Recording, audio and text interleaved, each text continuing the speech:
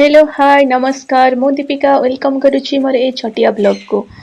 एबे तो वर्षा छाड़ी जाइए वर्षा रे कहा कौन खाया भल लगे मु तो जानी बट मत स्पेशली साग खाया बहुत भल लगे से मु बाहर साग आने आसिकी मु पहुंची गली साग जगार मुझे किसी मूला साग नहीं जीवी एबे।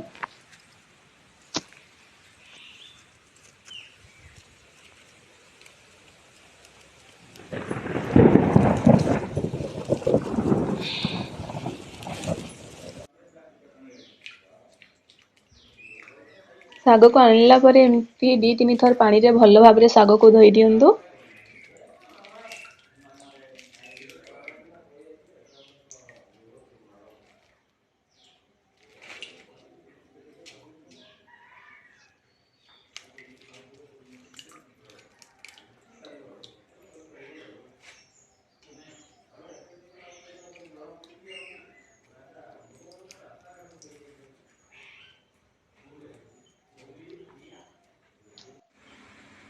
तापरे चुना चुना के एमती काटी सारला परे एबे प्रस्तुत करंतु साग भजा।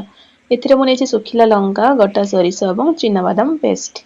एपरि भाबरे आपण माने थरे तयारी कि देखंतु आ केमते लागिला कमेंट बॉक्स रे कमेंट देबे।